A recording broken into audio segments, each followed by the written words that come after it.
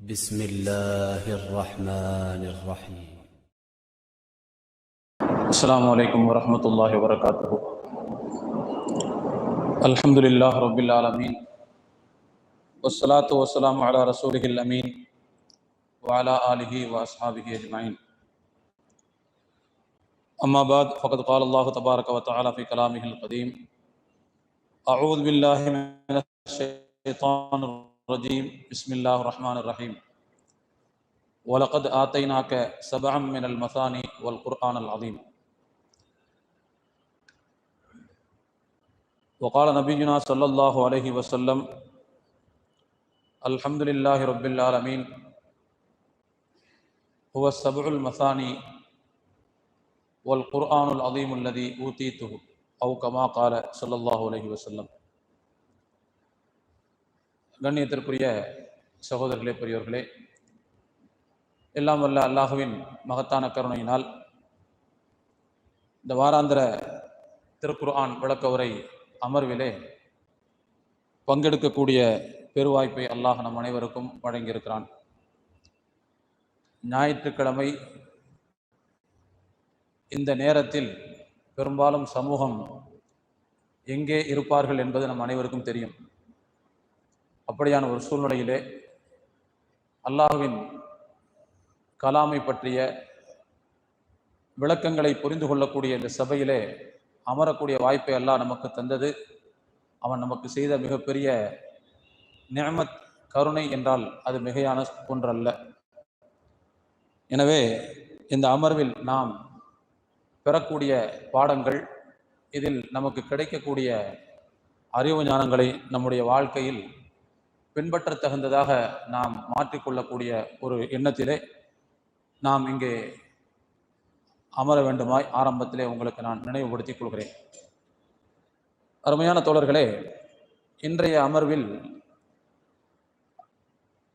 அல் ஃபாத்திஹா அத்தியாயத்தினுடைய விரிவுரையை நாம் தொடங்குகிறோம்.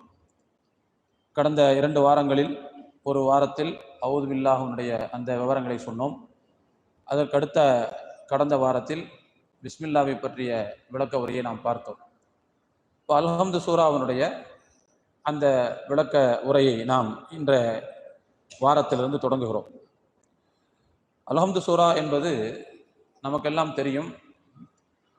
ஒரு மனிதனுடைய வாழ்க்கையிலே, ஒரு முஸ்லிமனுடைய வாழ்க்கையிலே அல்ஹம்து சூராவுக்கு எவ்வளவு பெரிய தொடர்பு இருக்கிறது என்பது நமக்கு தெரியும்.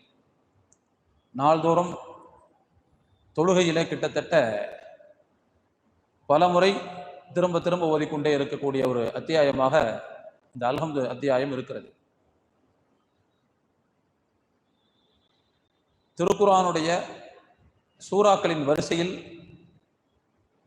அல் ஃபாத்திஹா அத்தியாயம் என்பது முதலாவதாக இருக்கிறது.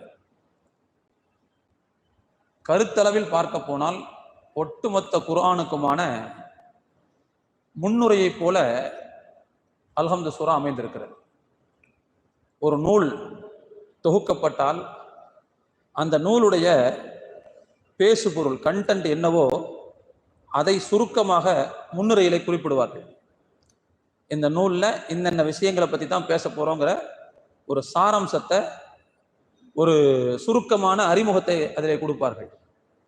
அதே போல ஒட்டுமொத்த திருக்குர்ஆனிலும் பேசப்படக்கூடிய விஷயங்களின் சாராம்சம், மூல அடிப்படை விஷயங்களை அல்லாஹ் இந்த சூறாவிலே சாறுபடிந்து கொடுத்திருக்கிறார். அதுதான் இந்த சூறாவினுடைய மிக முக்கியமான மாண்பும் மரியாதையும். கிட்டத்தட்ட சுருக்கமான 7 வசனங்கள் இந்த அத்தியாயத்தில் இடம்பெற்றிருக்கின்றன. இந்த 7 வசனங்கள் இடம்பெற்றிருக்கின்றன. இந்த 7 வசனங்களிலும் பேசப்படக்கூடிய கருத்து என்பது ஒட்டுமொத்த குர்ஆனுக்கு மணிமகுடம் போல் அமைந்திருக்கும். ஒவ்வொரு சூறாவுக்கும் தலைப்பாக இந்த அத்தியாயத்தை கொண்டு வர முடியும். ஏன்னா அந்த சூறாவில் அல்ஹம்து சூறாவினுடைய அடிப்படை அம்சங்கள் தான் அந்த சூறாவில் விரிவாக பேசப்படும். எனவே ஒவ்வொரு சூறாவுக்குமே அல்ஹம்து சூறாவை என்ன செய்யலாம், தலைப்பாக கொண்டு வரலாம். அப்படிங்கிற அளவுக்கு ஒரு அடிப்படையான விஷயங்களை பேசக்கூடிய ஒரு சூறாவாக அமைந்திருக்கிறது. தொழுகையில கூட நம்ம என்ன செய்யறோம்னா, குர்ஆனை ஓத தொடங்குவதற்கு முன்பு வேறு சூறாக்களை ஓத தொடங்குவதற்கு முன்பு அல்ஹம்து தான் என்ன செய்யறோம், ஓதுறோம். அல்ஹம்து ஓதிட்டு தான் கூட துணையாக இன்னொன்றை ஓதுகிறோம். அதுபோல ஒவ்வொரு சூறாவுக்கும் அல்ஹம்து சூறாவை மணிமகுடமாக ஆக்க முடியும், தலையங்கமாக ஆக்க முடியும். அதுல பேசப்படக்கூடிய இந்த கருத்தின் விரிவான அம்சங்கள் தான் மற்ற சூறாக்களில் இடம்பெறுகின்றன. அப்ப அதனாலதான் இப்னு மஸ்ஊத் ரலியல்லாஹு அன்ஹு அவர்கள் வைத்து புழங்கி கொண்டிருந்த குர்ஆனிலே அல்ஹம்து அப்படிங்கிற ஒரு சூறாவே இல்லை. அவங்கள்ட்ட கேட்டாங்களாம், நீங்க ஏன் அல்ஹம்து சூறாவை உங்களுடைய குர்ஆனில் இடம்பெற செய்யவில்லை? முதல் சூறாங்கிறது அல்ஹம்து தானே, அப்ப ஏன் அது உங்க குர்ஆன்ல இல்லை அப்படின்னு கேட்டபோது இப்னு மஸ்ஊத் ரலியல்லாஹு அன்ஹு அவர்கள் சொன்னார்களாம், நான் ஏன் எழுதலைன்னு சொன்னா, அதை நான் எழுதினால் ஒவ்வொரு சூறாவின் ஆரம்பத்திலையும் எழுத வேண்டியது இருக்கும். ஏன்னா ஒவ்வொரு சூறாவிலுமே அதை பத்தி தான் அல்லாஹ் பேச போறான். அதனுடைய என்ன கருப்பொருளோ அந்த கருப்பொருளுடைய விரிவான அம்சத்தை தான் பேச போகிறான். அப்ப எனவே கிட்டத்தட்ட எப்படி போன வாரம் பிஸ்மில்லாவுக்கு நம்ம சொன்னோமோ, ஒவ்வொரு சூறாவுக்கும் அடுத்த சூறாவுக்கும் இடையில் பிரிவினையை காட்டுவதற்காக ஒவ்வொரு சூறாவில இடம் பெற்றிருக்குன்னு சொன்னோம் இல்லையா? அதே மாதிரி இந்த அல்ஹம்து சூறாங்கிறது இப்னு அப்பாஸ் ரலியல்லாஹு அன்ஹு இப்னு மஸ்ஊத் ரலியல்லாஹு அன்ஹுடைய கருத்துப்படி ஒவ்வொரு சூறாவினுடைய ஆரம்பத்திலையும் இடம்பெற வேண்டிய ஒன்று. இப்படியே நான் திரும்ப திரும்ப 113 சூறாவிலையும் இதை எழுதிக்கிட்டே இருந்தேன்னு சொன்னா இது ஒரு பெரிய பிரிவானதாக போய்விடும். அதனால முஸ்லிம் சமூகத்தினுடைய நினைவாற்றலின் மீது நம்பிக்கை வைத்து நான் என்னுடைய குர்ஆனில் அல்ஹம்து சூறாவை கொண்டு வரவில்லை. முஸ்லிம் சமூகம் இதை நன்றாக நினைவில் வைத்திருப்பார்கள் என்கின்ற நம்பிக்கை எனக்கு இருக்கிறது. எனவே இதை நான் இடம்பெற செய்யாவிட்டாலும் இது குர்ஆனில் ஒரு அத்தியாயம்தான், ஆனாலும் கூட என் கருத்துப்படி எல்லா அத்தியாயங்களின் தலைப்பிலும் இடம்பெறக்கூடிய அளவுக்கு உள்ள ஒரு அத்தியாயம் இது அப்படின்னு என்ன செய்வாங்க, இப்னு மஸ்ஊத் ரலியல்லாஹு அன்ஹு சொல்வாங்க. அதுதான் நான் உங்கள்கிட்ட ஆரம்பத்துல சொன்னேன், கருத்தளவில் பார்க்க போனால், பேசு பொருள் அளவில் பார்க்க போனால் அல்ஹம்து சூறாவில் எந்த மூல விஷயங்கள், எந்த அடிப்படை மேட்டர்கள் பேசப்படுகிறதோ அதனுடைய விரிவான அம்சங்கள் தான் மற்ற சூறாக்களில் என்ன செய்யும். அப்ப அந்த அளவுக்கு இது முக்கியமான ஒரு அத்தியாயம்ங்கிறத புரிந்து கொள்ள வேண்டும். அதனால்தான் அல்லாஹ் இந்த அல்ஹம்து சூறாவினுடைய மாண்பை, மகத்துவத்தை சிலாகித்து திருக்குர்ஆனில் ஒரு வசனத்தை இறக்கி இருக்கிறான். அல்லாஹ் சொல்கிறான், வலகத் ஆத்தைனாக சபஅம் மினல் மசானி வல் குர்ஆனல் அதீம். நபியே, நிச்சயமாக நாம் உங்களுக்கு தந்துள்ளோம் சபஅம் மினல் மசானி, திரும்ப திரும்ப ஓதப்படக்கூடிய 7 வசனங்களை உங்களுக்கு நாம் தந்துள்ளோம். வல் குர்ஆனல் அதீம், மகத்தான குர்ஆனையும் தந்துள்ளோம் என்று அல்லாஹ் குறிப்பிடுகிறார். இந்த இடத்துல சபஅம் மினல் மசானி, திரும்ப திரும்ப ஓதப்படக்கூடிய 7 வசனங்கள் அப்படிங்கிற இந்த சொற்றொடர் அல்ஹம்து சூறாவை தான் குறிக்கிறது. நான் கடந்த வாரமே உங்களுக்கு சொன்னேன், அல்ஹம்து சூறா மொத்தம் 7 வசனங்கள்னு சொன்னேன். சில அறிஞர்களுடைய கருத்துப்படி பிஸ்மில்லா இன்க்ளூடட் அப்படின்னா 7 வசனம் எப்படின்னு அர்த்தம் சொன்னேன். சில அறிஞர்களுடைய கருத்துப்படி பிஸ்மில்லா அதை உள்ள சேராது அப்படின்னா 7 வசனம் எப்படிங்கிறத வழக்கம் சொன்னேன். மொத்தத்தில் அல்ஹம்து சூறா 7 வசனங்கள் என்பதில் எந்த சந்தேகமும் இல்லை. அந்த 7 வசனங்கள் திரும்ப திரும்ப ஓதப்படக்கூடியது அப்படின்னு ரசூலுல்லாஹ் அல்லாஹ் அங்க சொல்வது அல்ஹம்து சூறாவை தான் குறிக்கிறது. அது மட்டுமல்ல, அந்த அல்ஹம்து சூறாவை அல்லாஹ் அங்க என்ன செய்யறான்னு சொன்னா மகத்தான குர்ஆன் என்றும் சிலாகிக்கிறான். அதையே குர்ஆன்னு சொல்றான். நான் இப்னு மஸ்ஊத் ரலியல்லாஹு அன்ஹுடைய கருத்து சொன்ன பாருங்க, ஒவ்வொரு அத்தியாயத்துக்கும் தலைப்பாக போடுவதற்கான தகுதி உள்ள ஒரு சூறா இது. அப்ப நான் எல்லா இடத்துலையும் இடம்பெற செய்ய முடியாது, அதனாலதான் ஒரே ஒரு இடத்துல இடம்பெற செஞ்சுட்டு விட்டுட்டேன். முஸ்லிம் சமூகத்தினுடைய நினைவாற்றலின் மீது எனக்கு அபாரமான நம்பிக்கை இருக்குது அப்படின்னு சொன்னாங்களா இல்லையா? அந்த கருத்தை இந்த செய்தி நமக்கு இன்னும் வலுவூட்டுகிறது. ஏன்னா அல்ஹம்து சூறாவில் இடம்பெற்றிருக்கும் 7 வசனங்களை அதுவே மகத்தான குர்ஆன் என்று குர்ஆன் இன்னொரு இடத்தில் புகழ்ந்து பேசுகிறது. அதுவே குர்ஆன்னு சொல்லுது. அப்போ என்ன அர்த்தம்னா, ஒட்டுமொத்த குர்ஆனின் உள்ளடக்கம் என்பது எப்படி ஒரு பெருமரம், ஒரு பெரு விருட்சம் சிறு விதையில் மறைந்திருக்கிறதோ அதுபோல ஒட்டுமொத்த பரந்த குர்ஆனுடைய கருத்துக்களை அல்லாஹ் அல்ஹம்துங்கிற ஒரு சின்ன இதுக்குள்ள என்ன செஞ்சிருக்கிறான், ஒட்டுமொத்தமாக சுருக்கி தந்திருக்கிறான். அப்படிங்கிறத நாம் என்ன செய்யணும், புரிந்து கொள்ள வேண்டும். அப்ப அதை அல்லாஹு தஆலா இந்த வசனத்தில் சிலாகித்து பேசுவதை நாம் கவனிக்க கடமைப்பட்டிருக்கிறோம். சரி, பொதுவாக ஒன்றினுடைய மரியாதையை நாம் அறிந்து கொள்ள வேண்டும் என்று சொன்னால், இந்த அமர்வுல அல்ஹம்து சூராவுடைய பொருளையோ அல்ஹம்து சூராவுடைய கருத்தை நாம் பார்க்க போவதில்லை. அடுத்த அமர்வுல தான் பார்க்க போறோம். இப்ப இந்த சூராவுடைய மரியாதையை, மகத்துவத்தை நாம் முதலாவது புரிந்து கொள்ள வேண்டும். பொதுவாக ஒரு பொருளுக்கு ஒன்றுக்கு மேற்பட்ட பெயர்கள் இருந்தால் சில நேரங்களில் அது அந்த பொருளுடைய மரியாதையை உணர்த்தும். இப்படி வச்சுக்கோங்க, ஒரு நபருக்கு ஒன்றுக்கு மேற்பட்ட பெயர்கள் இருந்தால் அந்த மனிதருடைய மரியாதையை அதை சுட்டி காட்டும். அவங்க அப்பா அம்மா ஒரு பேர் தான் வச்சிருப்பாங்க, 2-3 பேர்லாம் வைக்க மாட்டாங்க, புரிஞ்சுங்களா? ஆனா இன்னைக்கு 2-3 பேர்லாம் வைக்கிறாங்க. வச்சாலும் கூட ஒரே ஒரு பேரை தான் சொல்லி கூப்பிடுவாங்க. நீளமா சில பேருக்கு பேர் இருக்கும், நான் நீளமா கூப்பிட முடியாது, சுருக்கி ஒரு பேர் 2 அப்படிதான் கூப்பிடுவாங்க. அது இடுகுறி பெயர், தாய் தந்தை சூட்டிய பெயர், அதை விட்டுருங்க. அது அல்லாமல் ஒரு மனிதன் தன்னுடைய வாழ்க்கையில் அவனுடைய நடத்தைகளின் மூலமாகவும் அவனுடைய சேவைகளின் மூலமாகவும் அவனுடைய இன்ன பிற நடவடிக்கைகள் மூலமாகவும் பொதுமக்களிடமிருந்து சில பெயர்களை சம்பாதிப்பான். அந்த பெயர்கள் சில நேரங்களில் அவனுடைய மாண்புக்கு மகுடம் சூட்டக்கூடியதாக இருக்கும், சில நேரங்களில் அவனுடைய மரியாதைக்கு குந்தகம் விளைவிக்கக்கூடியதாகவும் இருக்கும். அவனை மாதிரி வம்ப யாருமே கிடையாதுன்னு சொல்லுவாங்க. அவனுடைய நடவடிக்கைகளால் கிடைக்கக்கூடிய பெயர் அது. சில நேரங்களில் ஒரு மனிதனுடைய நல்ல நடத்தைகளின் மூலமாக அவருக்கு சமூகத்திடமிருந்து பாராட்டப்படக்கூடிய வகையில் நிறைய பெயர்கள் கிடைக்கும். அப்படி நிறைய பெயர்கள் ஒருவருக்கு கிடைப்பது என்பது அவருடைய மரியாதையை உலகத்துக்கு உணர்த்தும். அப்படி நிறைய நம்ம என்ன சொல்லலாம். உதாரணமாக சேவை செம்மல்னு சொல்லுவாங்க. சில பேரை நிறைய சேவை செய்யக்கூடியவராக இருப்பார், அதே மாதிரி நல்ல பேசுறவராக இருப்பார், நல்ல பேச்சாற்றல் உள்ளவராக இருப்பார்.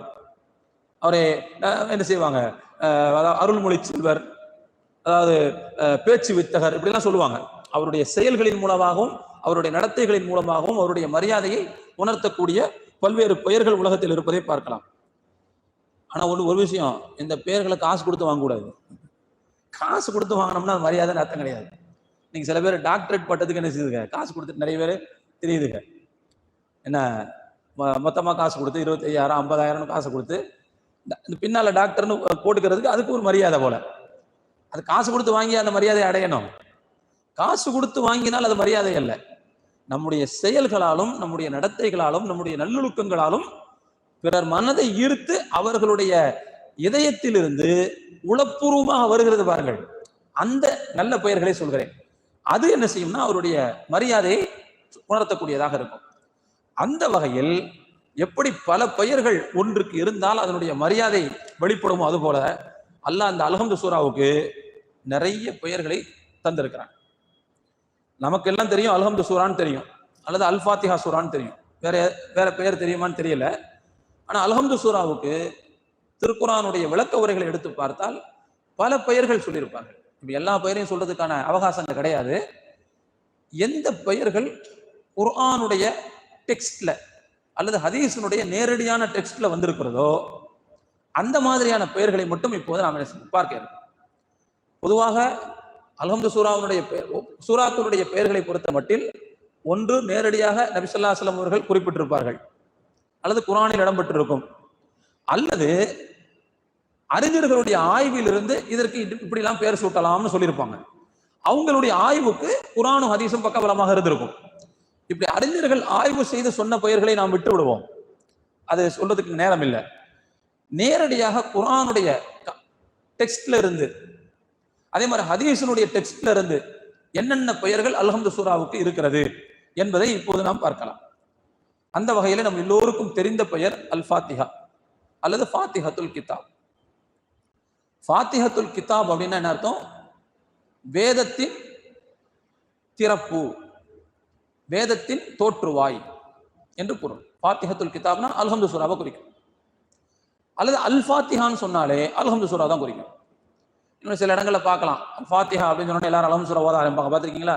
வேற ஓத மாட்டாங்க. இந்த பைத் அப்படிங்கிற சொல் இருக்குது பாருங்க, பைத். அல் பைத் அப்படின்னு சொன்னா காபாவை மட்டும் தான் குறிக்கும், காபாவை மட்டும் குறிக்கும். அதே மாதிரி அல் ஃபாத்திஹான்னு சொல்லிட்டாலே எதை மட்டும் தான் குறிக்கும்? அல்ஹம்து சூரா மட்டும் தான் குறிக்கும், வேற எதையும் குறிக்காது. அப்ப அல் ஃபாத்திஹத்துல் கிதாப் அப்படிங்கிறதும் சரிதான், அல் ஃபாத்திஹாங்கிறது சரிதான், ரெண்டுமே ஒரே அர்த்தம் தான். அதாவது தோற்றுவாய், வேதத்தின் திறப்பு அத்தியாயம் அப்படின்னு பெயர். இந்த பெயர் எங்கிருந்து நமக்கு கிடைக்குது அப்படின்னா ஒரு ஹதீஸ்ல இருந்து கிடைக்குது. நபி ஸல்லல்லாஹு அலைஹி வஸல்லம் அவர்கள் ஒரு தடவை சஹாபாக்களுக்கு மத்தியில் அமர்ந்திருந்தார்கள். இந்த ஹதீஸ் அறிவிக்கக்கூடிய சஹாபி சொல்றாங்க, ரசூலுல்லாஹ்வோட நாங்க உட்கார்ந்துருந்தோம், பக்கத்துல ஜிப்ரீல் அலைஹிஸ்ஸலாம் அவங்களும் இருந்தாங்க. ஜிப்ரீல் அலைஹிஸ்ஸலாம் அவங்க இருந்தாங்கிற செய்தி எப்படி சஹாபாக்களுக்கு தெரியும்? சில நேரங்கள்ல மனித உருவுல வருவாங்க ஜிப்ரீல் அலைஹிஸ்ஸலாம், வந்துட்டு போனதுக்கு பிறகு ரசூலுல்லாஹ் சொல்லுவாங்க, இப்ப யார் வந்தா தெரியுமா, ஜிப்ரீல் வந்துட்டு போனாருன்னு சொல்லுவாங்க. ஆனா இங்க ரசூலுல்லாஹ் அப்படி சொல்லல. அதாவது இங்க அந்த சஹாபி சொல்றாரு அங்க ஜிப்ரீலும் இருந்தாருன்னு. அப்படின்னா என்ன அர்த்தம்னா ரசூலுல்லாஹ் சொல்லியிருப்பாங்கன்னு அர்த்தம். இந்த சபையில ஜிப்ரீலும் இருக்காருன்னு சொல்லியிருப்பாங்க. அப்படி நாங்கள் ரசூலுல்லாஹ்வோடு இருந்தோம், எங்களுக்கு பக்கத்தில் ஜிப்ரீல் அலைஹிஸ்ஸலாம் அவர்கள் இருப்பதாகவும் ரசூலுல்லாஹ் சொன்னார்கள். இந்த நேரத்தில் இது சமிஅ நகீதன் மின் ஃபௌகிஹி, மேலே ஏதோ ஒன்று அசைகின்ற சப்தத்தை கேட்டார்கள். யார் கேட்டா? ஜிப்ரீல் கேட்டார். ஜிப்ரீல் கேட்டாருன்னு ரசூலுல்லாஹ் சொல்லி இருக்கிறாங்க, சஹாபி அறிவிக்கிறாங்க. கேட்கிறாரு. கேட்ட உடனே ஜிப்ரீல் வானத்தை நோக்கி பார்க்கிறார். பார்த்து விட்டு நபி ஸல்லல்லாஹு அலைஹி வஸல்லம் அவங்கள்ட்ட சொல்றாங்க, ஹாதா பாபுன் ஃபுதிஹ மினஸ் ஸமாஇ மா ஃபுதிஹ கத். இதோ இப்பொழுது ஒரு சத்தம் கேட்டதே, இது என்ன அப்படின்னா வானத்தில் ஒரு கதவு திறக்கப்பட்டுள்ளது. அந்த கதவு இதுவரைக்கும் திறக்கப்படவே இல்லை, புதுசா இப்பதான் ஃப்ரெஷ்ஷா திறக்கப்படுது. அங்கிருந்து ஒரு வானவர் இறங்கி வந்தார். ஒரு வானவர் இறங்கி வந்தார். இதையும் ஜிப்ரீல் அலைஹிஸ்ஸலாம் சொல்றாங்க, வானவர் இறங்கி வந்திருக்கிறார். வந்த வானவர் என்ன செஞ்சார், நேரா ரசூலுல்லாஹ்ட்ட போய் அவருக்கு சலாம் சொல்லிட்டு, அப்ஷிர் பி நூரைனி ஊத்தி தஹுமா, நபியே உங்களுக்கு ஒரு நற்செய்தி, உங்களுக்கு 2 ஒளிகள் கொடுக்கப்பட்டுள்ளன, 2 வெளிச்சங்கள் கொடுக்கப்பட்டுள்ளன. வலம் யூத்தஹுமா நபியுன் கப்லக், உங்களுக்கு முன்னால் வேறு எந்த நபிக்கும் இது வழங்கப்படவில்லை.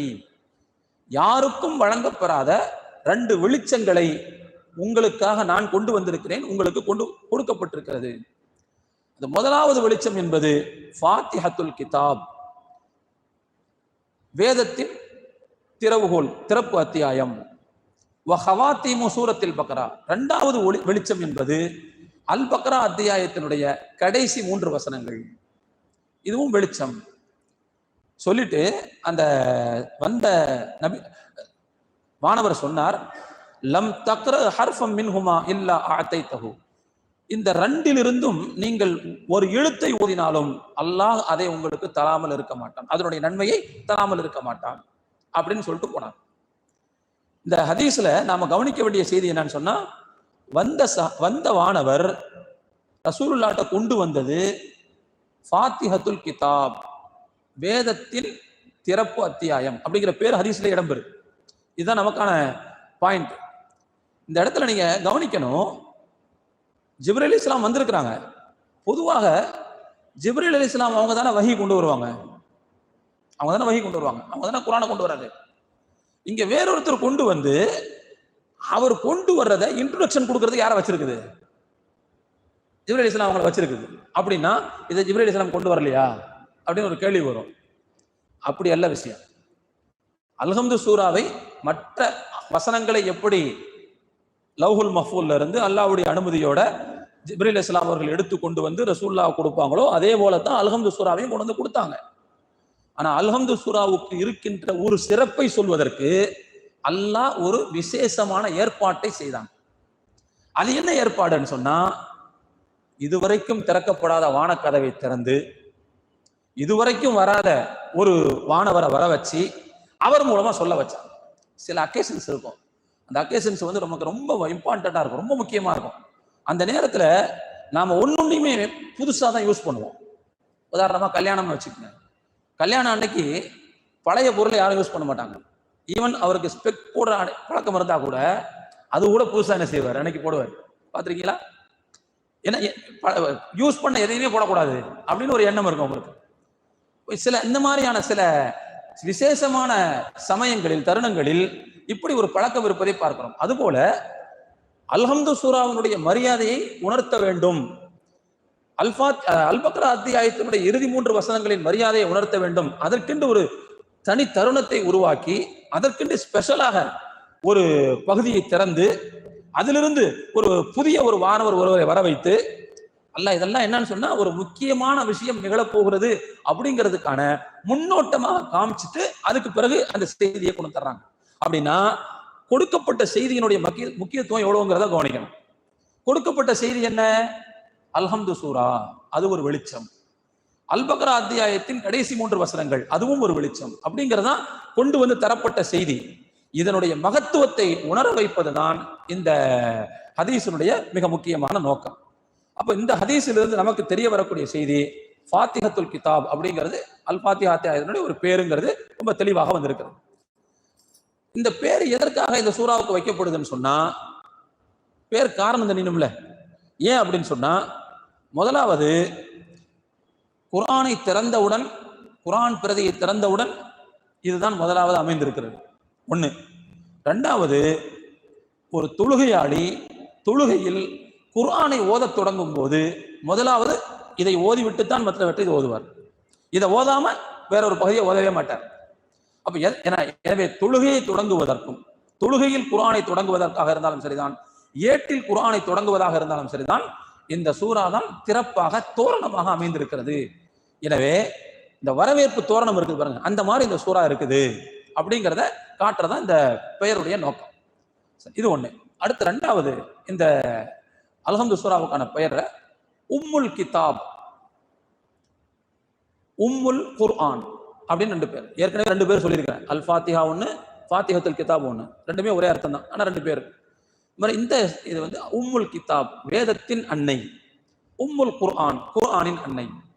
இது ஒரு 2 பேர், மொத்தம் 4 ஆச்சு. பெருமானார் ஸல்லல்லாஹு அலைஹி வஸல்லம் அவர்கள் ஒரு ஹதீஸ்ல சொல்றாங்க, அல்ஹம்துலில்லாஹி ரப்பில் ஆலமீன் என்பது என்று தொடங்கக்கூடிய அந்த சூறாவானது உம்முல் குர்ஆனி, குர்ஆனுடைய அன்னையாகும், வேதத்தின் அன்னையாகும், திரும்ப திரும்ப ஓதப்படக்கூடிய 7 வசனமாகும் என்று சொன்னார்கள். இதுல நாம கவனிக்க வேண்டிய செய்தி என்னன்னு சொன்னா, இங்கேயும் அதே அர்த்தம் தான். குர்ஆன் பிரதிகளை எழுத தொடங்கும் போது அல்ஹம்து சூராவைத்தான் முதலில் எழுத தொடங்குகிறோம். எனவே வேதத்தின் தொடக்கம் அப்படின்னு அர்த்தம். அதுக்கு வேதத்தின் மூலம் அப்படின்னு அர்த்தம். இந்த உம்முங்கிற சொல்லு இருக்கு பாருங்க, உம்முங்கிற சொல்லு பொதுவாக தாய், ஆங்கிலத்துல மதர் அப்படிங்கிற சொல்லுக்கு பயன்படுத்துறோம், அரபியில அந்த அர்த்தம் பயன்படுத்துறோம். ஆனா அரபுகள் இந்த சொல்ல தாயை குறிப்பதற்கு பயன்படுத்துவார்கள். அதோடு சேர்த்து இந்த சொல்ல வந்து வேறொரு கருத்தை உணர்த்துவதற்கும் பயன்படுத்துவார்கள். ஒன்றினுடைய மூலத்தை சுட்டி காட்டுறது, ஆர்ஜின் இருக்கு பாருங்க, சோர்ஸ். இது எல்லாத்தினுடைய சோர்ஸ் இதுதான், இது எல்லாத்தினுடைய ஆர்ஜின் இதுதான் அப்படிங்கிறத சுட்டி காட்டுறதுக்கு உம்முங்கிற வார்த்தையை பயன்படுத்துவாங்க.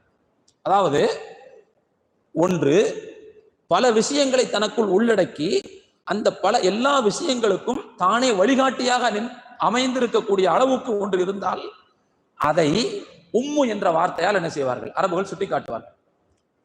அந்த வகையில இந்த அல்-ஃபாத்திஹா அத்தியாயம் என்பது உம்மு அப்படின்னா என்ன அர்த்தம்? இது எந்த கருத்தை தனக்குள் உள்ளடக்கி இருக்கிறதோ அந்த கருத்து தான் மற்ற எல்லா சூறாக்களுடைய நடையிலும் வெளிவரப்போகிறது. அந்த வகையில் அந்த சூறாக்களுக்கான முன்னோடியாக, சோர்ஸாக இந்த சூறா இருக்கிறது. அதனால இந்த பெயரு, இந்த உம்முங்கிற வார்த்தையை இந்த சோர்ஸுக்கு குறிப்பிடுறதுங்கிறது வெறும் அரபுகள்கிட்ட மட்டும் இல்லை, நம்மள்ட்டையும் இந்த பழக்கம் இருக்குது. தாய் கல்லூரின்னு சொல்லுவாங்க. ஒரு குரூப்பு ஒரு கல்லூரி தொடங்குறாங்கன்னு வச்சுக்கங்க, அப்படியே செயினா பல கல்லூரிகளை தொடங்கிட்டே போனாங்கன்னு வச்சுக்கங்க. முதல்ல தொடங்கின அந்த கல்லூரிக்கு பேர் தாய் கல்லூரின்னு சொல்லுவாங்க. அந்த வகையில வேலூர் மதரசாவை என்ன செய்வாங்க, தாய் கல்லூரின்னு சொல்லக்கூடிய பழக்கம் இருக்கு, தாய் மதரசான்னு சொல்லுவாங்க. ஏன்னா இங்க தமிழ்நாட்டில் தோன்ற எல்லா மதரசாக்களுக்கும் மூத்த முன்னோடி நிறுவனம் இருக்கு. அந்த மதரசாவினுடைய பல்வேறு நடைமுறைகளை மற்ற மதரசாக்கள் பின்பற்றுவார்கள். ஒன்றும் தேவையில்லை, நாம அடிக்கடி பயன்படுத்திக்கிட்டு இருக்கோம்ல ஒரு பொருள், இந்த இருக்கு பாருங்க, இதுல ஒரு பொருள் இருக்கு, அதுக்கு பேர் என்ன பேரு, மதர் போர்டுன்னு ஒன்று இருக்குது. இதுல மட்டும் இல்லை, கம்ப்யூட்டர்லயும் இருக்கும், மதர் போர்டுன்னு சொல்றோம். அதுக்கு என்ன பொருள்? அந்த கணினியில் இணைக்கப்பட்டிருக்கக்கூடிய எல்லா பாகங்களும் இந்த போர்டு இருந்தால் தான் வேலை செய்யும். இந்த போர்டு படுத்துக்கிடுச்சுன்னா எல்லாம் படுத்து. அதோடு இணைக்கப்பட்டிருக்கக்கூடிய சிபியூவாக இருக்கட்டும், ஜிபிஆ இருக்கட்டும், மற்ற டிரைவுகளாக இருக்கட்டும், எல்லாமே இது இது இயங்கினாதான் அது இயங்கும். இது படுத்துக்குதுன்னா எல்லாம் படுத்துக்கு. அப்ப எல்லாத்தினுடைய இயக்கத்திற்கும் மூலமாக இருக்கக்கூடியது இது. எனவே அதை மதர் போர்டு, மூலப்பலகை, தாய்ப்பலகை அப்படின்னு சொல்லக்கூடிய பழக்கம் நம்ம சாதாரண நம்மகிட்ட இருக்குது.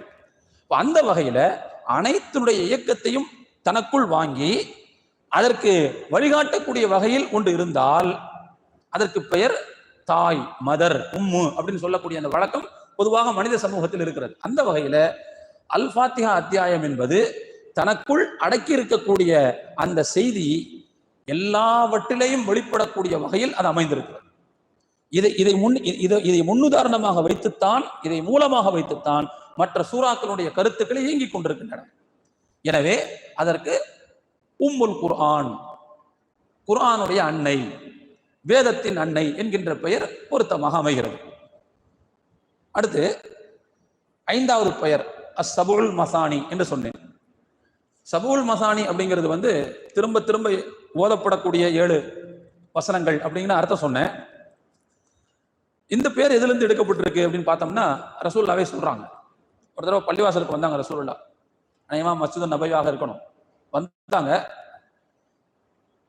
உள்ள ஒரு சஹாபி இருந்தார். அவருடைய பெயரை சொல்லி ரசூலுல்லா கூப்பிட்டாங்க, வாங்கன்னு கூப்பிட்டாங்க. ஆனால் அவர் வரவில்லை. ஏன் வரலைன்னா அவர் தொழுதுட்டு இருந்தார். அதனால அவர் தொழுகைய நிறைவு செஞ்சதற்கு பிறகு ரசூலுல்லாட்ட போனார். போன உடனே ரசூலுல்லா கேட்டாங்க, நான் கூப்பிட்டேன்ல, ஏன் வரல? நான் தொழுதுகிட்டு இருந்தேன், எப்படி தொழுகையை முடிச்சுட்டு வர்றது? அதனால முடிச்சுட்டு வந்தேன்.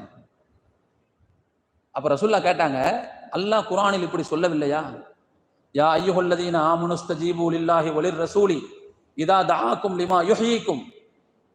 உங்களுக்கு உயிர் பூட்டக்கூடிய ஒரு விஷயத்தின் பக்கம் அல்லாவும் அவனுடைய தூதரும் அழைப்பு கொடுத்தால் அந்த அழைப்புக்கு உடனே பதிலளியுங்கள் என்று அல்லாஹ் சொல்லவில்லையா? நல்லா கவனிக்கணும். பெயர் சொல்லி கூப்பிடல, பொதுவா அங்க வாங்கன்னு கூப்பிட்டாலே போகணும் எல்லாரும். ஏன்னா யா அய்யுஹல்லதீன ஆமனுன்னு தான் அல்லாஹ் சொல்றான். அப்ப ரசூலுல்லாஹ் பொதுவா கூப்பிட்டாலுமே எல்லாரும் போகணும். அப்ப தனிப்பட்ட ஒரு ஆளுடைய பெயரை கூப்பிட்டா கண்டிப்பா போயாகணும். ரசூலுல்லாஹ் ஏன் இந்த செய்தியை சொன்னாங்கன்னா, நான் கூப்பிட்டதற்கு பிறகு நீங்கள் தொழுகையை விட்டு விட்டு வந்தால் கூட தப்பு கிடையாது. ஏன்னா என்னுடைய அழைப்புக்கு பதில் சொல்ல வேண்டியது கட்டாய கடமை. அதனால நீங்க கண்டிப்பா வந்திருக்கணும். அதனாலதான் அந்த இடத்துல ஃபிக்ஹ் அறிஞர்கள் எழுதுவார்கள், சட்ட அறிஞர்கள் எழுதுவார்கள், அவர் அந்த தொழுகையை அப்படியே விட்டு விட்டு ரசூலுல்லாஹ்ட்ட அவங்க என்ன சொன்னாங்களோ அதை செஞ்சு முடிச்சுட்டு திரும்ப போய் எங்க விட்டாரோ அங்கிருந்து தொழுது முடிச்சுட்டு அவருடைய தொழுகை நிறைவேறும் சொன்னாங்க. ஏன்னா எப்படி தொழுகை என்பது அல்லாஹ்வுக்கு அடிபணிதலோ அதுபோல ரசூலுடைய பேச்சுக்கு கட்டுப்படுவதும் அல்லாஹ்வுக்கு அடிபணிவதுதான். எனவே ரசூல் என்ன சொல்லியிருந்தாலும் அதை செஞ்சு முடிச்சுட்டு அவர் போய் தொழுகையில் நின்று விட்ட இடத்திலிருந்து பூர்த்தி செய்திருந்தால் கூட அவருடைய தொழுகை நிறைவேறி இருக்குன்னு சொன்னாங்க. சரி, ஆக மொத்தத்துல இப்படி ஒரு சந்தர்ப்பம் அமைஞ்சிச்சு.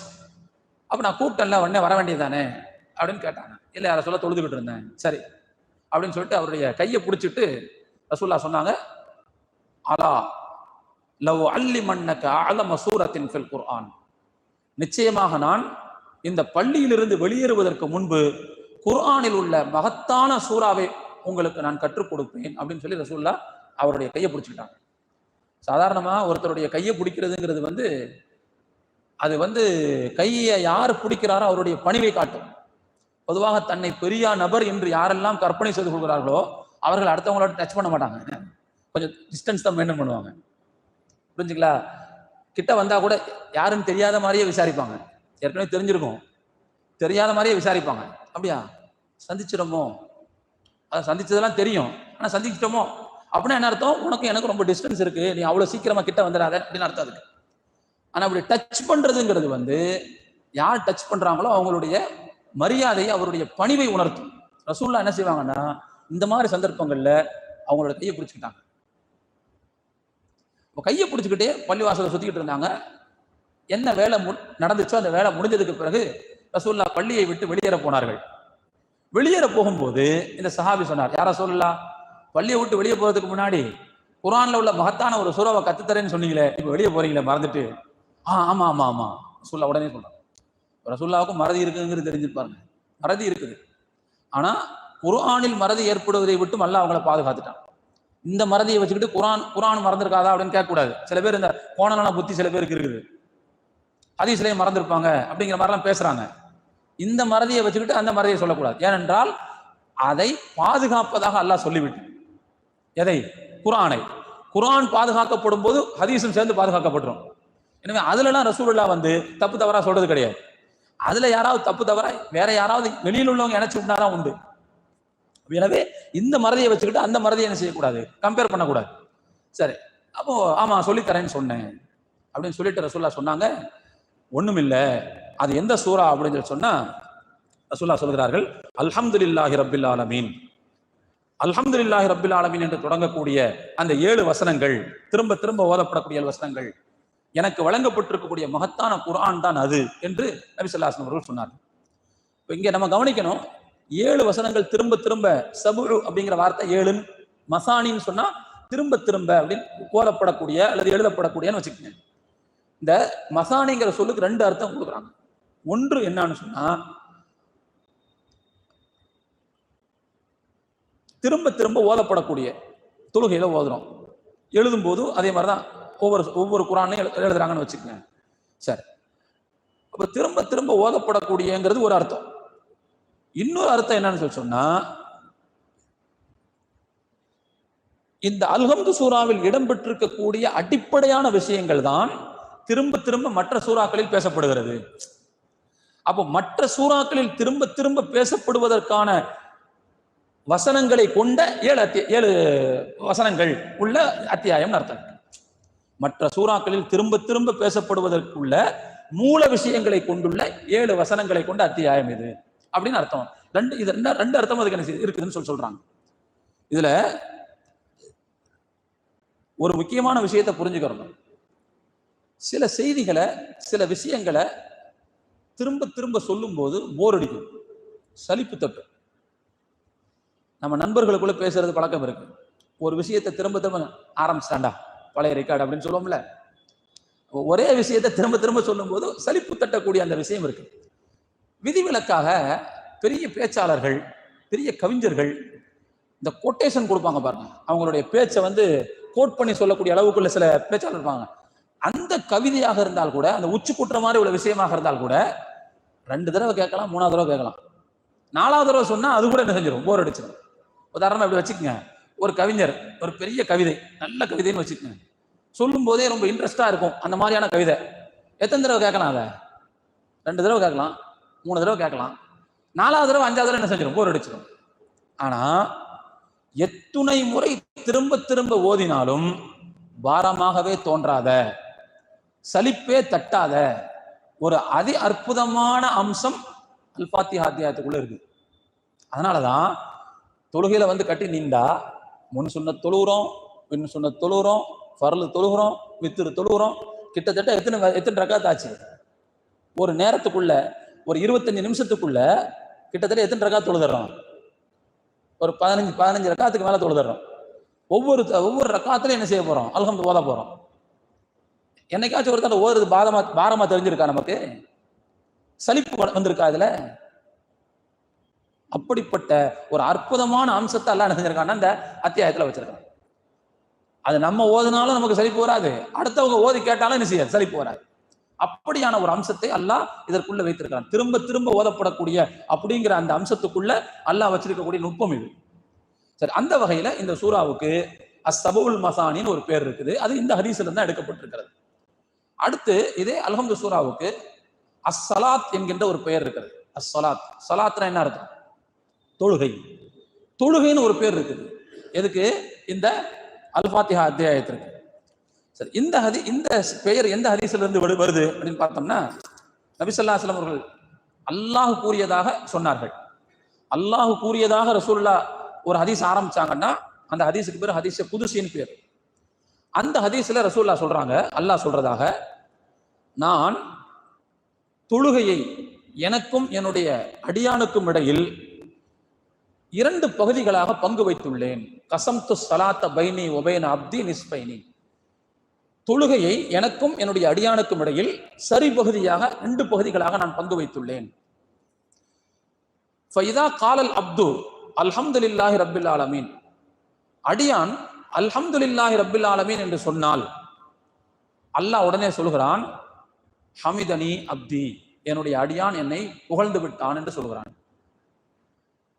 வைதா காலல் அப்து அர் ரஹ்மான் ரஹீம், அர் ரஹ்மான் ரஹீம் என்று அடியார் சொல்லிவிட்டால் காலல்லாஹு அஸ்னா அலைய அப்தி, என் அடியான் என்னை போற்றி விட்டான் என்று அல்லாஹ் சொல்கிறான். வைதா காலல் அப்து மாலிகி யௌமித்தீன், மாலிகி யௌமித்தீன் என்று அடியார் சொன்னால் உடனே அல்லாஹ் சொல்கிறான், மச்சதனி அப்தி, என்னுடைய அடியான் என்னை கண்ணியப்படுத்தி விட்டான். இன்னொரு அறிவிப்புல ஃபவ்வல இலைய அம்ரி, என் அதிகாரம் முழுக்க என்னிடத்தில் ஒப்படைத்து விட்டான். மாலிக் யௌமித்தீன் என்ன அர்த்தம்? மறுமை நாளின் அதிபதினு அர்த்தம். எல்லா அதிகாரமும் கூஞ்சவன் அர்த்தம். அப்ப என் கையில எல்லா அதிகாரத்தையும் தந்துட்டான் அவன், என்னுடைய அடியான் என்று அல்லாஹ் சொல்கிறான். இய்யாக நஅபுது வ இய்யாக நஸ்தஈன் என்று அடியார் சொன்னால் அப்பொழுது அல்லாஹ் சொல்கிறான், இது எனக்கும் என்னுடைய அடியாருக்கும் சம பகுதியாக இருக்கிறது. இய்யாக நஅபுது என்பது எனக்கு அடியான் செய்யக்கூடிய இபாதத்தை குறிக்கிறது, அது எனக்குரியது. வ இய்யாக நஸ்தஈன், இறைவா உன்னிடமே பாதுகாப்பு கோருகிறேன் அப்படிங்கிறது அடியானுக்கு மட்டுமே உரியது. ஏன்னா பாதுகாப்பினுடைய பலனை அவன் தான் அடைய போறான், அது அவனுக்குரியது. என்னுடைய அடியான் எதை என்னிடத்தில் கேட்கிறானோ அதை நான் அவனுக்கு கண்டிப்பாக கொடுப்பேன். இஹ்தின ஸிராத்தல் முஸ்தகீம்ல இருந்து கைரில் மக்தூபி அலைஹிம் வலத்தாலின் வரைக்கும் அடியான் சொன்னால் அப்ப அல்லாஹ் சொல்றான், இது முழுக்க முழுக்க என்னுடைய அடியானுக்குரியது. ஏன்னா இதுல என்னிடத்தில் அவன் சில கோரிக்கைகளை வச்சிருக்கிறான், அந்த கோரிக்கையை நான் அவனுக்கு நிறைவேற்றி கொடுப்பேன் என்று அல்லாஹ் சொல்றான். இந்த ஹதீஸ் எப்படி ஆரம்பிச்சிச்சு, எப்படி முடியுதுன்னு கவனிங்க. ஹதீஸ் எப்படி ஆரம்பிச்சிச்சு? தொழுகையை எனக்கும் என்னுடைய அடியானுக்கும் இடையில் 2 பகுதிகளாக பிரித்துள்ளேன் அப்படின்னு சொல்லிட்டு அல்ஹம்து சூராவை பத்தி பேசுது. அப்படின்னா இந்த இடத்துல தொழுகை அப்படிங்கிற அந்த சொல்லுக்கு நேரடி தொழுகைன்னு அர்த்தம் இல்ல, அல்ஹம்து சூரான்னு அர்த்தம். அல்ஹம்து சூராவுல பிரதானமான இடம், தொழுகையில பிரதானமான இடம் அல்ஹம்து சூராவுக்கு இருக்குது. அதனால அல்லாஹ் இந்த அல்ஹம்து சூராவுக்கு சலாத்துங்கிற பெயரையே சூட்டி இருக்கிறான் என்று இந்த ஹதீஸ் நமக்கு தெரிவிக்கிறது. புரிஞ்சுங்களா? பொதுவாக தொழுகைக்கு குர்ஆன் என்ற பெயரையும் குர்ஆனுக்கு தொழுகை என்கின்ற பெயரையும் சூட்டக்கூடிய அந்த அம்சம் குர்ஆன்ல இருக்குது. இப்ப இந்த இடத்துல பாருங்களேன், குர்ஆனுடைய முதல் அத்தியாயம், அந்த அத்தியாயத்துக்கு அல்லாஹ் என்ன பேர் சூட்டியிருக்கான்? தொழுகைன்னு சொல்லியிருக்கான். பெயர் காரணம் என்ன? அல்ஹம்து சூராங்கிறது தொழுகையில் முக்கியமான அம்சம், அது இல்லாட்டி தொழுகை நிறைவேறாது. அப்ப அதுதான் அடிப்படை. எனவே எந்த ஒன்று அடிப்படையோ அதற்கு தொழுகையை நல்லா பேரை வச்சுட்டான், அது இல்லாட்ட தொழுகை நிறைவேறாது. அப்ப அல்ஹம்து சூரா தான் தொழுகையே அப்படின்னு தொழுகைங்கிற பேரை வச்சுட்டான். இது இந்த ஹதீஸ்ல இருந்து கிடைக்குது. இன்னொரு ஆயத்துல அகிமிஸ் ஸலாத்த லிதுலூகி ஷம்ஸ் இலா கஸகில் லைலி வ குர்ஆனல் ஃபஜ்ர் அப்படின்னு ஒரு ஆயத்து ஒன்று வரும். அந்த ஆயத்துக்கு என்ன அர்த்தம்னா, நபியே நீங்கள் தொழுகையை நிறைவேற்றுங்கள். எதிலிருந்து எது வரைக்கும், எந்தெந்த தொழுகையை நிறைவேற்றணும் அல்லாஹ் சொல்லும்போது சொல்றான், லிதுலூகி ஷம்ஸ் இலா கஸகில் லைலி, சூரியன் உச்சியிலிருந்து சாய்ந்ததிலிருந்து நன்கு இருட்டுகிற இரவு நேரம் வரைக்கும் உள்ள தொழுகைகளை நிறைவேற்றுங்கள். குர்ஆனுல் ஃபஜ்ரி, ஃபஜ்ருடைய குர்ஆனையும் நிறைவேற்றுங்கள். சூரியன் உச்சி சாய்ந்ததிலிருந்து இரவு நல்ல இருட்டுற வரைக்கும் உள்ள தொழுகைகள் மொத்தம் எத்தனை? லுஹர் எப்போ தொழுவோம்? சூரியன் உச்சியிலிருந்து சாய்ந்ததுக்கு பிறகு தான் தொழுவோம் இல்லையா? லுஹர்ல இருந்து அஸ்ர், மக்ரிப், இஷா எல்லாம் இந்த நாளும் இந்த சொல்லுக்குள்ள அடங்கிறது. குர்ஆனுல் ஃபஜ்ர் அப்படிங்கிறது ஃபஜ்ர் தொழுகை குறிக்குது. ஃபஜ்ர் தொழுகை அப்படின்னு சொல்ல வேண்டிய இடத்துல அல்லாஹ் என்ன சொல்றான்னா ஃபஜ்ர் குர்ஆனுங்கிறான். அப்போ தொழுகைக்கு குர்ஆன் என்ற பெயரையும் குர்ஆனுக்கு தொழுகை என்கின்ற பெயரையும் சொல்லக்கூடிய அந்த மரபுங்கிறது குர்ஆன்லயும் ஹதீஸ்லயும் இருக்குது. அந்த வகையில அல்ஹம்து சூராவுக்கு தொழுகை அப்படிங்கிற ஒரு பேரும் இருக்கிறது. அடுத்து இதே சூராவுக்கு அர்-ருக்யத், ஓதி பார்த்தல், நிவாரணம் அளித்தல், நிவாரணம், மருந்து அப்படிங்கிற ஒரு பேர் இருக்கு. மருந்துங்கிறது மெட்டீரியலிஸ்டிக் மருந்துங்கிறது வெளியில நம்ம எதை சாப்பிடுவோமோ அது, புரிஞ்சுங்களா? அதே மருந்து மானசீகமான மருந்து இருக்குது. இந்த மானசீகமான மருந்து என்னன்னு சொன்னா அதான் குர்ஆனுடைய வசனங்கள், ஹதீஸ்ல வரக்கூடிய துவாக்கள், இதெல்லாம் மானசீகமான நிவாரணங்கள், மானசீகமான மருந்துகள். சில நேரங்கள்ல இதற்கும் அல்லாஹ் என்ன செய்கிறான் என்று சொன்னால் நோயை குணப்படுத்தக்கூடிய தன்மையை கொடுக்கிறான், குறைகளை சரி செய்யக்கூடிய தன்மையை கொடுக்கிறான். இதை நான் என் இஷ்டத்துக்கு சொல்லல, ஹதீஸ்ல இருந்து வரக்கூடிய செய்திகள் இருந்து நான் சொல்கிறேன். அந்த வகையில அல்ஹம்து சூராவுக்கு ருக்யத் என்கின்ற ஒரு பெயர் இருக்கிறது. ருக்யத் என்று சொன்னால் மானசீகமான மருந்து, ஓதி பார்க்கிறது அப்படின்னு அர்த்தம் இருக்கு. இந்த ஹதீஸை பொறுத்த வரைக்கும் இந்த பெயர் எதுல இருந்து வருதுன்னு சொன்னா ஒரு ஹதீஸ்ல இருந்து தான் வருது. அபூ சயீத் அல் குத்ரி ரலியல்லாஹு அன்ஹு அவர்கள் அறிவிக்கிறார்கள், நாங்கள் ஒரு பயணத்தில் இருந்தோம். அந்த பயணத்தில் ஒரு இடத்தில் தங்க வேண்டியது வந்தது. பொதுவாக ஒரு இடத்துல தங்குனா அந்த ஏரியாவில் உள்ளவங்கள்ட்ட, அந்த ஏரியாவில் உள்ளவங்க அங்க தங்குறவங்களுக்கு ஒரு குறிப்பிட்ட நேரம் வரைக்கும், குறிப்பிட்ட நாள் வரைக்கும் விருந்தளிக்க வேண்டும், கேட்காமலேயே விருந்தளிக்க வேண்டும். அப்படி ஒரு பழக்கம் இருக்குது. அந்த பழக்கம்லாம் இன்னைக்கு மறைஞ்சு போச்சு. புரிஞ்சுங்களா? இது யாருடைய உரிமை? பயணம் போனவருடைய உரிமை. அவங்கள்ட்ட என்ன செய்யலாம்? கேட்கலாம், விருந்து கொடுங்கன்னு கேட்கலாம். புரிஞ்சுங்களா? இது ஒரு இஸ்லாமிய மரபு. இது அவங்க கேட்காமலே கொடுக்கணும். புரிஞ்சுங்களா? ஒரு குறிப்பிட்ட நாள் வரைக்கும். அது ஒரு நாகரிகமான பண்பு. இப்ப இந்த இடத்துல போய் தங்கி இருக்கிறாங்க. அந்த ஊர்வாசிகள்கிட்ட என்ன செய்யறாங்க? நாங்க வந்திருக்கிறோம், இங்க உணவுக்கு ஏற்பாடு பண்ணுங்கன்னு கேட்கறாங்க.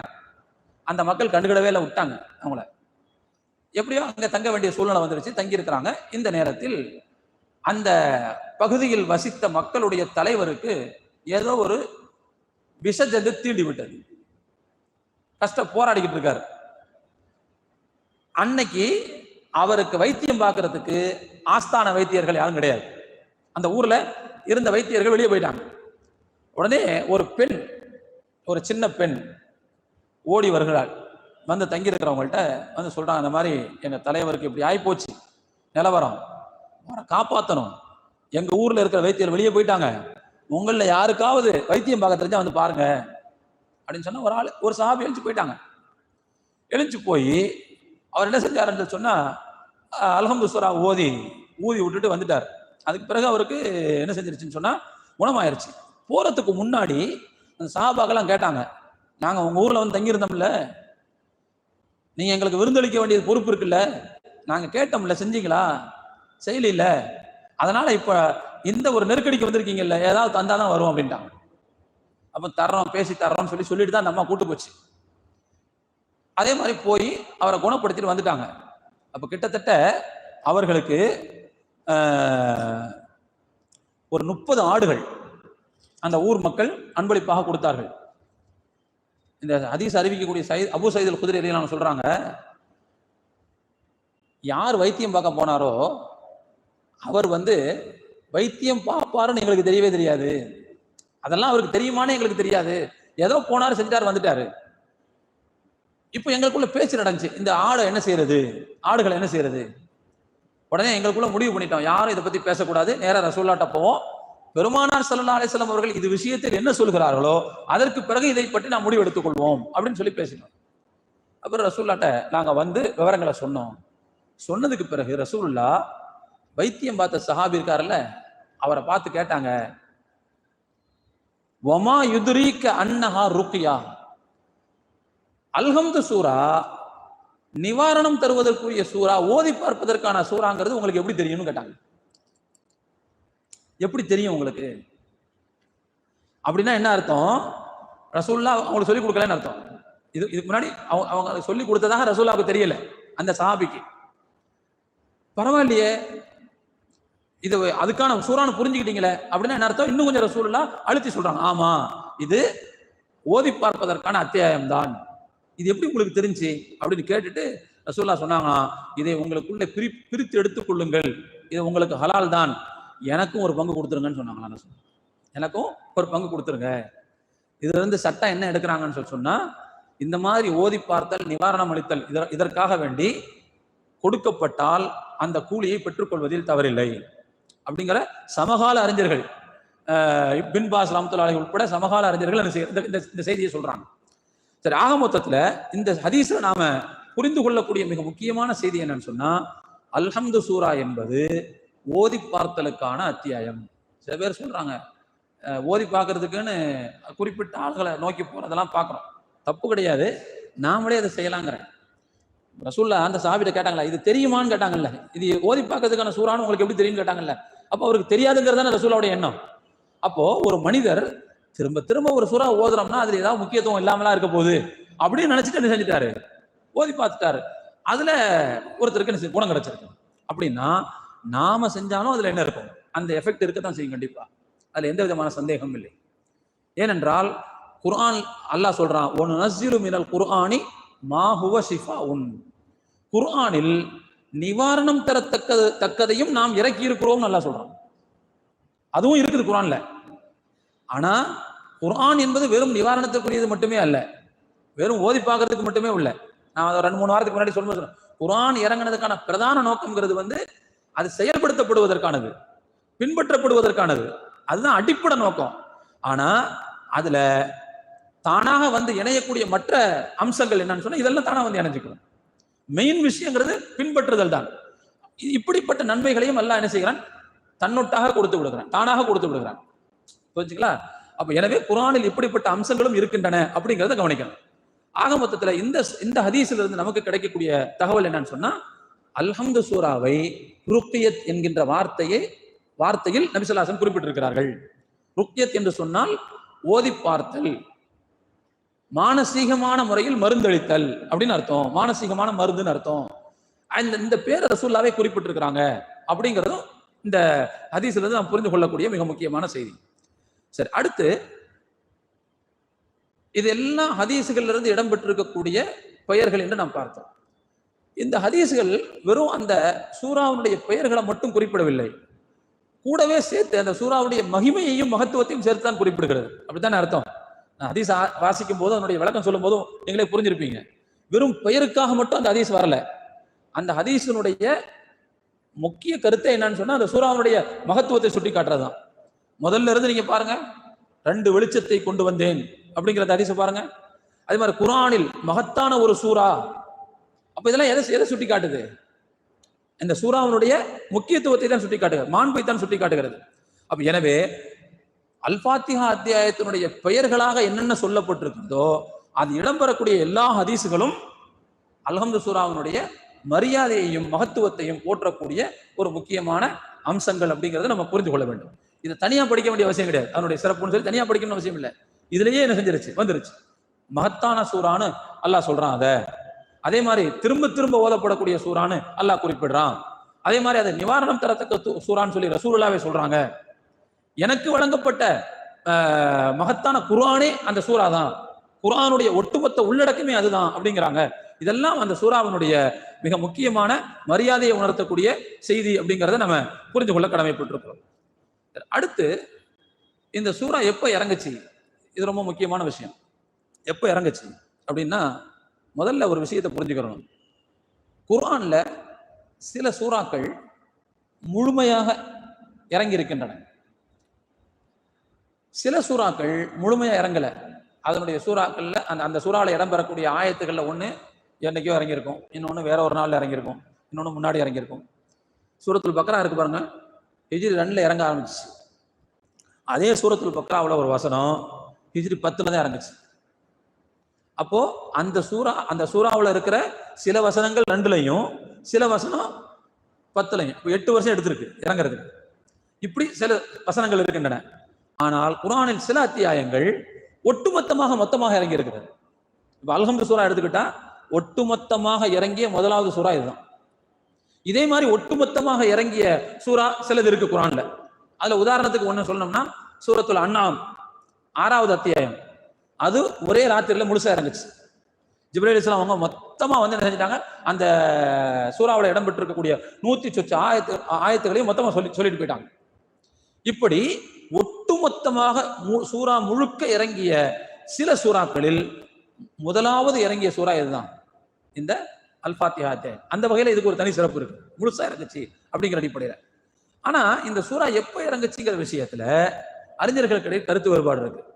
மக்காவுடைய காலகட்டத்தில் இறங்கியது அப்படின்னு சில பேர் சொல்றாங்க, மதீனாவில் இறங்கியதுன்னு சில பேர் சொல்றாங்க, சில பேர் மக்கால ஒரு தடவை இறங்குச்சு மதீனால ஒரு தடவை இறங்குச்சுங்கிறாங்க. இப்படி பல கருத்துக்கள் இருக்குது. ஆனால் இதில் நாம் புரிந்து கொள்ள வேண்டிய மிக முக்கியமான செய்தி என்னன்னு சொன்னா, இது மக்காவோட இறங்குனதுங்கிறது தான் ஆதாரத்தின் வெளிச்சத்தில் நமக்கு ப்ரூஃப் ஆகக்கூடிய விஷயம். ஏன் அப்படின்னா அல்பாத்திகா அத்தியாயம் என்பது தொழுகையில் ஓதப்பட வேண்டியது, அப்படித்தானே? தொழுகைங்கிறது நபி ஸல்லல்லாஹு அலைஹி வஸல்லம் அவர்கள் நபித்துவத்தினுடைய தொடக்கத்திலேயே செய்து கொண்டிருந்த ஒரு செயல் அது. ஏன்னா ரசூலுல்லாஹ் என்ன செய்யறாங்க, ஹிரா குகையில இருக்கிறாங்க, முதலாவது வஹி அனுபவம் அவங்களுக்கு கிடைக்குது. அப்படியே அவங்க பயந்து நடுங்கிக்கிட்டு வர்றாங்க, வந்து போர்வையை போத்தி விட்டுட்டு உட்கார்ந்துருக்கிறாங்க. அப்போ ஆயத்து இறங்குது மறுபடி. எத்தனை நாள் இடைவெளின்னு தெரியல, ஆனா ஆயத்து இறங்குது.